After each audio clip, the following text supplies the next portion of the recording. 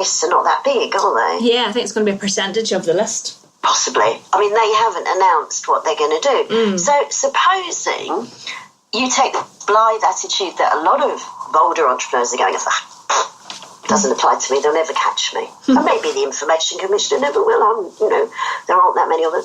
And you keep on getting complaints on MailChimp. And you can do it now. When you hit the unsubscribe button, it goes, why are you unsubscribing, doesn't it? Yeah, it does. And you hit, never heard of this person. Don't know why I'm on the list. Now you're banned from MailChimp. So you might go, no problem, I'll go to Active Campaign, I'll go to Infusionsoft. You keep the same process going. What do you think is going to happen? Same thing. Yeah. Good. So from a marketing point of view, it's a challenge, but it's also an opportunity. Because it's an opportunity to get properly opted in this, full of people who want to hear from you, and send them the stuff they asked for. Yeah, no, absolutely. I mean, I don't want people on my list who don't want to hear from me. And I don't know if this is something you would advise, Annabel, but I wrote out so when I looked at the cold, so currently my list is about 1,500 people. And on my list, I use ConvertKit, so it shows cold subscribers, who are people who haven't opened my emails in, I don't know what the length of period of time is. But I emailed those people specifically and said, if you'd like to stay on my list and hear from me, and because I send out a weekly email really of like information about what's happening in online marketing, that kind of stuff. And I said, if you don't want to hear from me, that's fine. I'll just unsubscribe you or click unsubscribe. Is that something you would recommend doing? Or would you email your whole list and say, would you like to opt back in? Because I've received emails from a couple of online marketers who have said, click here if you want to stay on my list. Otherwise, I think otherwise you're off. Yeah. I think that's tricky. Now, I think let's deal with the legals first and the commercial second. Okay. Because I think they're slightly out of sync with each other, which is often the case. Right? As of May 26, you should be able to evidence, which is much stronger than kind of vaguely assert, that anyone who's on your marketing list that need consent, i.e. not existing customers, have consented. Yeah.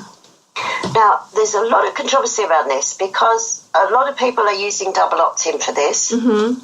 And that's great because double opt-in is a great way of evidencing consent. But there are other things. If you're at exhibitions, you can use a clipboard and keep the forms. It's not the only way. People get a bit dogmatic about the one right way is to do this. But you do have to keep it. You can't just go, they signed up at an exhibition. That's not good enough. The next controversy is the consent has to be what they call granular, which is kind of specific.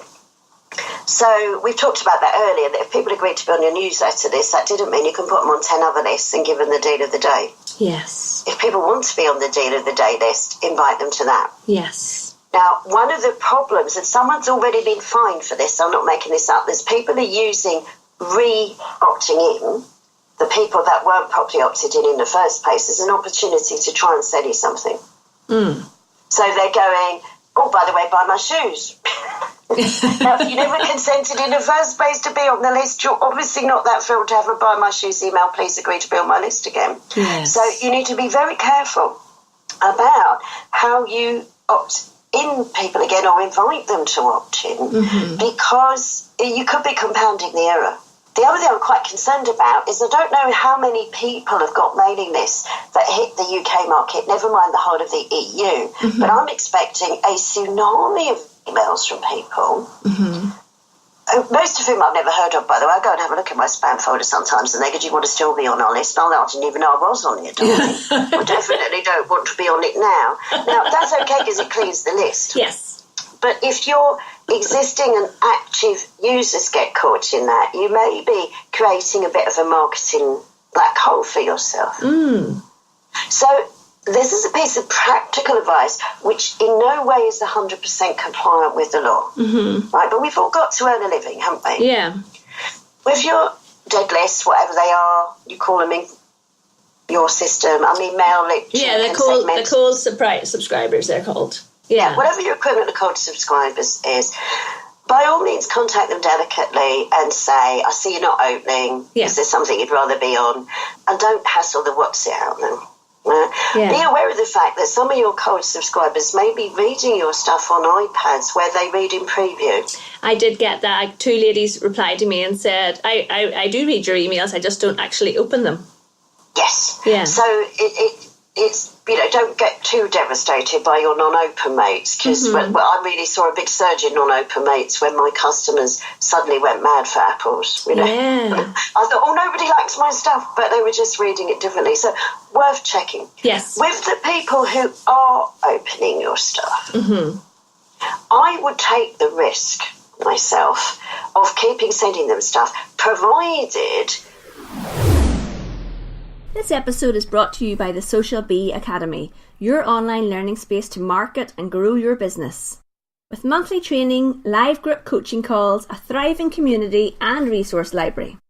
If you're looking for learning, focus and accountability, the Social Bee Academy is for you. Come and check it out at www.louisebrogan.com.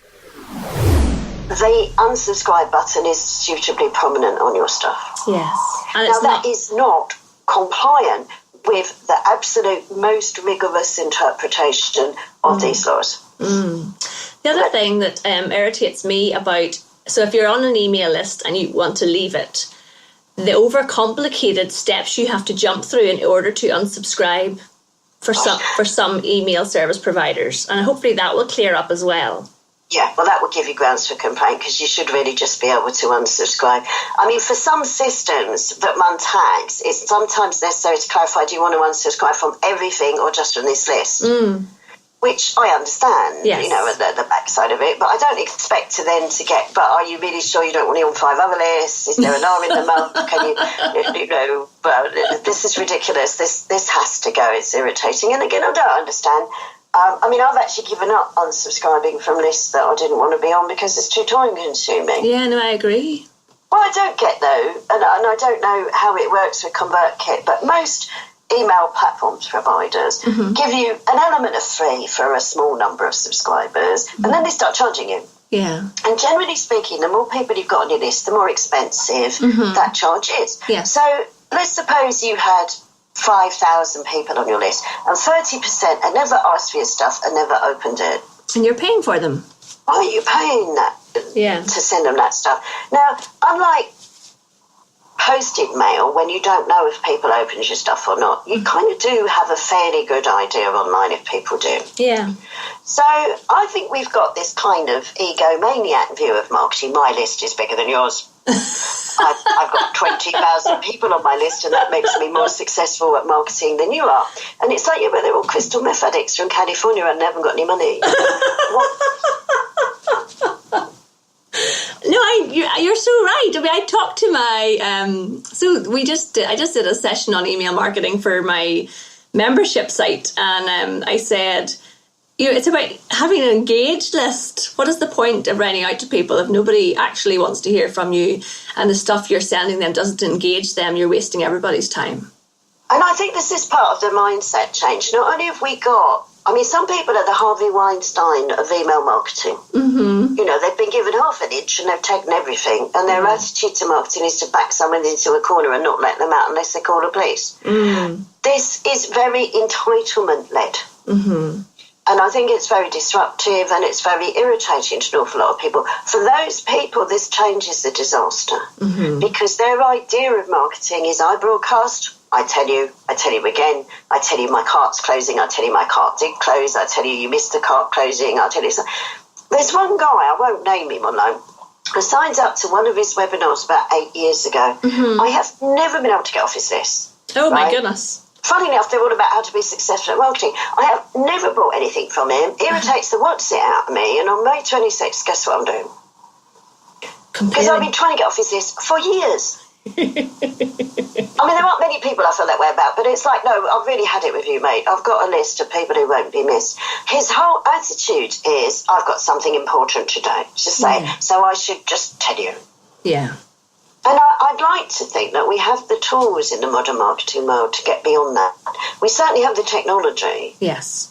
And but it needs to go with a mindset about that. Yeah, I think as well. I think you're probably the same as me. You're much more likely to want to hear from somebody who actually is genuine and authentic and not really just spamming you. And you're more likely to then buy from that person, I think.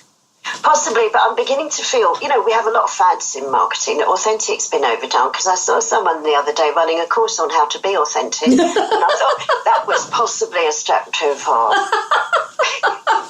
Yes. It's like the words authentic and mindset, they're being slightly overused, I think. Yeah, so that's why I'm a bit shuddering when I'm kind of thinking, what should I use instead of mindset? Yeah. I don't mean mindfulness. I think maybe in good old London dialect, I'll have a bit of sense. Yes. Don't go hassling complete strangers. Would you do in the room what you do online? Would you run up to people in the high street today and go, buy my stuff, I sell this, buy my stuff, have a leaflet, let me follow you home, let me put a leaflet through your door, let me phone you, let me kidnap your children and see if they like it? I mean, really? Definitely not. So but of course, social media technology can feel that intrusive. Yes, and the interesting thing about this is, and it's not about email, I was having a discussion with my husband about this. So quite often I get friend requests on Facebook from people who I have never met in my life. And I keep, my business on Facebook is inside groups and it's on my page, and my personal account on Facebook is personal. It's my friends and family, and that's that. And I get these requests from people, and then they're surprised when I say no. But I don't want to get messages from people who I don't know. Never mind have them posting on my personal feed. Oh, I don't allow that. No, I have a different attitude. And again, it's not one size fits all. Yeah. I do accept requests from people I don't know, as long as they know a significant number of people I know. Mm-hmm. I stopped people that didn't know many people I knew, because although it's lovely to know that so many American colonels who want to retire need a woman with a smile like mine, it is a bit time-consuming and irritating. And really, at my time in life, I feel these fantasies are best left in my own bank account. Yes. I don't feel the need to distribute a lifetime's worth of earnings with people who like my smile. Good. I'm glad to hear it.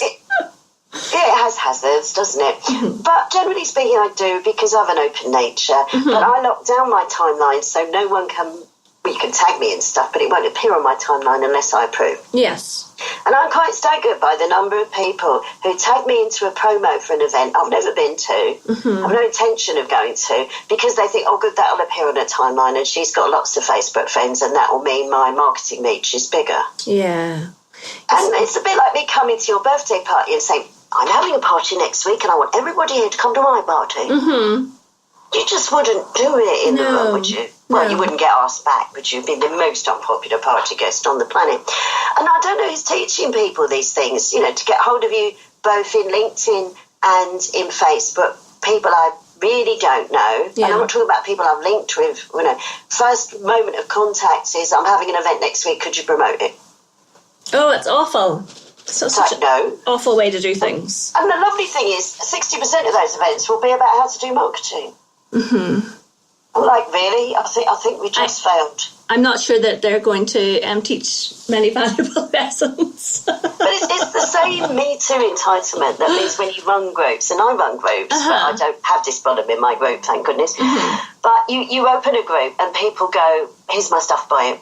Yeah. Here's a link. Before anybody actually gets to know them or anything. Yes, I know. But it's terribly difficult, because you go to them, well, who taught you to do that? They go, everybody does it.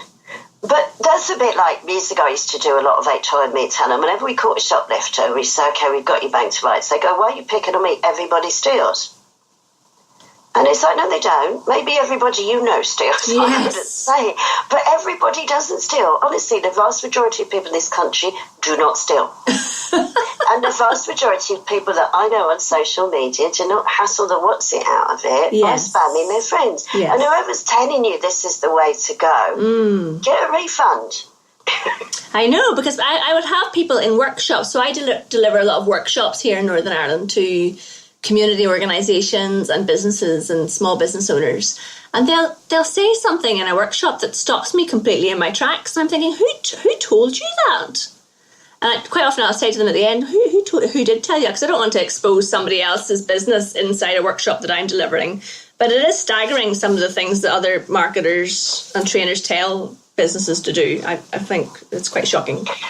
I think it's very out of date. I don't know if it ever worked.